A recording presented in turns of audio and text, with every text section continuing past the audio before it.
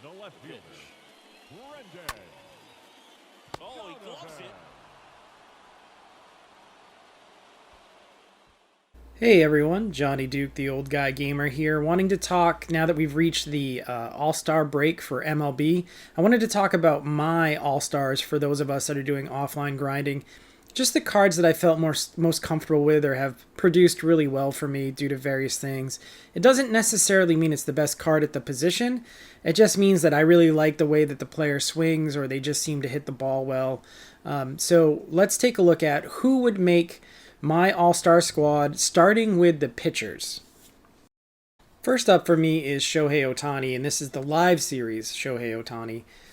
Pitching-wise, he has been very successful for me. As you can see, he's got a .78 ERA, and he has 96 strikeouts in 57.1 innings of work. So I pitched with the pure analog style, and for some reason I'm able to kind of hit his rhythm pretty well, which is what it comes down to me. A lot of pitchers, it depends on their wind-up rhythm for how well I do. Pitchers with longer wind-ups I tend to struggle with, like Feller, his wind-up is kind of long for me. But this one is kind of in my sweet spot, which is why I use him. I use him a lot too because I thought he would add a lot as far as hitting, and that's kind of been the disappointment with him. He's batting 115, and he's only had 17 at bats with this particular card, but he's batting a lot worse than I thought he did, and he's definitely batting a lot worse than a other Ohtani that I'm going to mention later. Next up for me is the veteran Sabre Hagan card. I find his curveball actually isn't terrible. I find most curveballs in this game to be pretty unpitchable. His has been relatively decent for me. His changeup is very good. I've just had a lot of success with this card, and I know he's not the best pitcher in the world, but in this game. But again, he's been very effective for me through 66 innings. He's got a 2.17 ERA, which is a little bit high, but he's got 88 strikeouts. And I find him to be a very good, reliable pitcher that I keep going back to. Unless I'm specifically working on some cards, he ends up being about the fourth or fifth guy in my rotation. Next up is Live Series Clayton Kershaw. This is one of the cards I opened really early on in the season, and it's why I ended up collecting the Dodgers right off the bat. I got him and Trey Turner.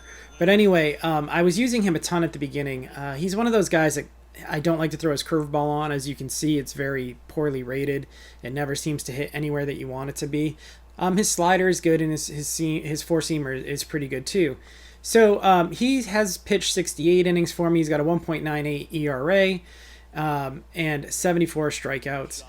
He was really solid. He was one of the only few good lefties I had for quite some time. So I think that is a major reason why I used him a ton. He's since fallen favor for me, but I still use him from time to time, especially if I need a lefty. Speaking of lefties, next up is another Angels pitcher, Reed Detmers. This is from the Future Stars program. He's a 95 overall. He has a great four-seamer. His slider and change are good. His cutter's excellent. And again, I don't throw the curveball very often with him because it's not very good. He has kind of become one of the more reliable lefties for me. He has pitched 25 innings. He's got a 1.75 ERA with 46 strikeouts already. Again, I think it just has to do with his timing for me. I'm just very comfortable pitching with him. He can really hit the inside corners up and in, which is what I like to do when I'm going for that strikeout pitch when I'm playing in offline mode. Up and in and up and away, I can hit very well with Detmers in this season. So he's kind of become my number one lefty. But again, it depends on what I'm trying to get done with players, we'll say. Lastly, the John Smoltz Breakout Gold card. As you can see, I've gotten it to level 3 parallel, and that has come from significant usage. I will still even run this in some of the mini seasons that I'm playing. For some reason, I do really well with this card. If you are kind of getting into it now, you're looking for kind of a cheap, easy to get starter, I would highly recommend Smoltz. He's 1,550 stubs in the market. But if we take a look at what he's done in 52 innings of work, he has a 0.51 ERA with 72 strikeouts. Now, I will say in the case of Smoltz, a lot of his games were probably more at the beginning, and I was probably playing more on like an all-star level or like some, you know, a little bit lower. But I have been using him lately from time to time, especially if I need to use a gold pitcher for anything, and he's just lights out for me. I can't recommend this card enough.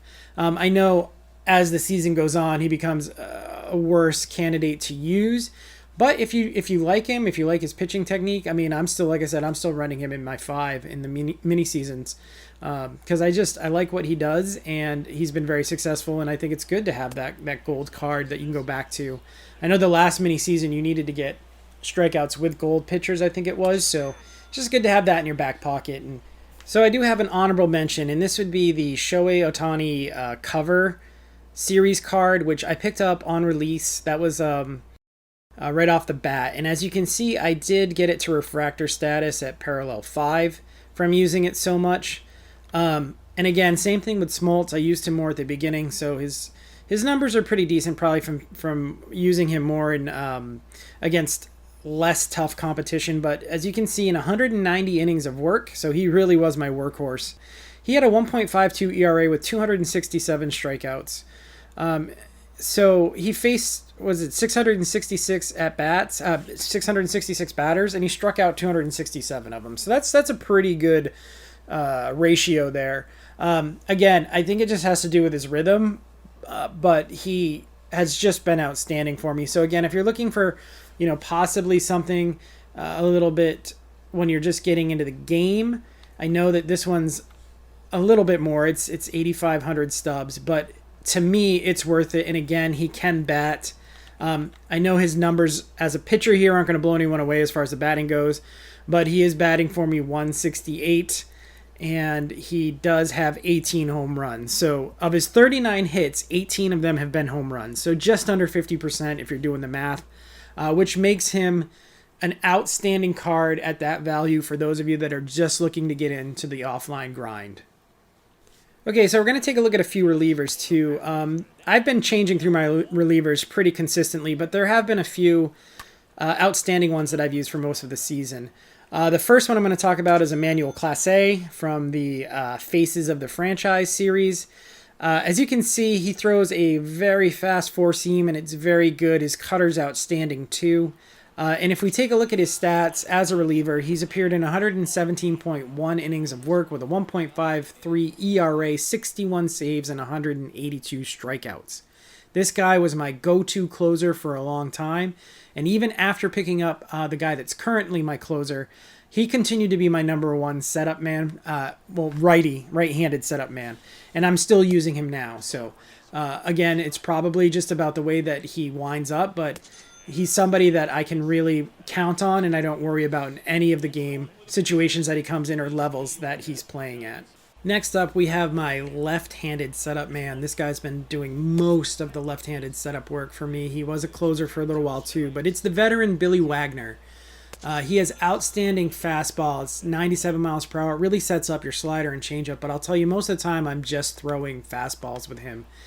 If we take a look at what he's done for me, he's appeared in 53 innings of work. He's picked up 21 saves, and he struck out 81 of 170 batters. So roughly, a little under 50%, but pretty high strikeout rate. But, most importantly is this 0.51 ERA. I mean, that's pretty minuscule.